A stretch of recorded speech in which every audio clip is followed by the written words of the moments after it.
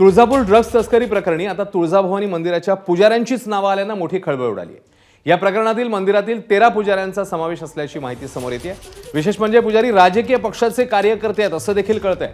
तुळजाभवानी मंदिर संस्थानचे अध्यक्ष तथा जिल्हाधिकारी कीर्ती किरण पुजार यांनी पोलिसांकडून तुळजाभवानी मंदिरातल्या आरोपी पुजाऱ्यांची यादी मागवली आहे। तर ड्रग्ज प्रकरणातील आरोपींच्या यादीत पुजाऱ्यांची नावं आल्यानं सरसकट पुजाऱ्यांची सुरू असलेली बदनामी थांबवावी। तुळजापूर पुजाऱ्यांचं गाव आहे। ड्रग्ज प्रकरणातील आरोपी असलेल्या पुजाऱ्यांचा देवीच्या दररोजच्या पूजेशी संबंध नाही असं पाळीकर पुजारी मंडळाचे अध्यक्ष विपिन शिंदे म्हणालेले आहे। ड्रग्ज संदर्भात काही पुजाऱ्यांची नावं आलेली आहेत।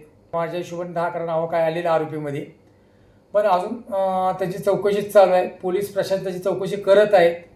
मी हे सांगू इच्छित आहेत की त्यातले बरेच जण हे मंदिरात येत सुद्धा नाहीत। 4 पुजाऱ्यांच्या नावामुळे पूर्ण पुजाऱ्याला बदनाम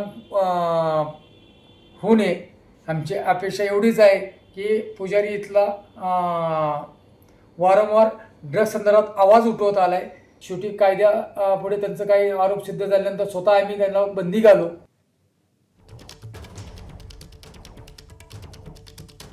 तर एकूणच या सगळ्या प्रकरणानंतर आता कारवाईची पावलं टाकण्यात येत आहेत। तुळजापूर ड्रग्ज प्रकरणी एकूण 35 आरोपी आता झालेले आहेत।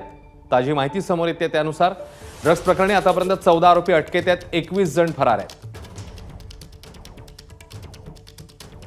35 आरोपींपैकी 13 आरोपी मंदिराचे पुजारी आहेत। गेल्या 3 वर्षांपासून तुळजापुरात ड्रग्ज तस्करीचा हा आरोप होतोय आणि याच अनुषंगाने आता कडक पावलं जी आहेत ती टाकण्यात येत आहेत। ड्रग्ज तस्करी प्रकरणी खळबळजनक माहिती समोर आली आहे। एकूण 35 आरोपी आहेत, त्यातले 21 जण अजूनही फरार आहेत। आणि या सगळ्या संदर्भात ताजी अपडेट जाणून घेऊया। आपले प्रतिनिधी आप्पासाहेब शेळके आता आपल्यासोबत आहेत। आप्पासाहेब, 35 आरोपी 21 फरार, त्यातले काही पुजारी असं देखील आता कळतंय। एकूणातच हा सगळं प्रकरण काय आहे, त्यातले काही राजकीय पक्षाचे देखील कार्यकर्ते असल्याचं समोर येते। आणखी काय धागेदोरे हाती लागलेत या तपासामध्ये आप्पासाहेब? अश्विन, या प्रकरणी राजकीय आहे, एक माजी नगराध्यक्ष आहेत तुळजापूरचे आणि दुसरे एक आरोपी आहेत ते म्हणजे माजी नगराध्यक्षाचे पती आहेत। इतर काही आरोपींचे राजकीय जे नेते आहेत, बडे नेते धाराशिव नेत्यांचे फोटो सुद्धा समोर आलेले आहेत आणि यामुळेच कुठेतरी या प्रकरणाला या प्रकरणात 35 आरोपी पोलिसच्या रेकॉर्डवर आलेले आहेत। मात्र पोलिसांना अद्याप लागलेला नाही। गोष्ट आहे मुंबईतून संगीत महिलेला पोलिसांनी अटक केलं। मात्र नक्कीच, तेव्हा आप्पासाहेबांशी आपण आणखी संपर्क करतच राहू। मात्र सध्याची जी अपडेट आहे त्यानुसार एकूण 35 आरोपी, त्यातले 21 जण फरार आणि एकूण 13 जण पुजारी असल्याचं आता समोर येत आहे।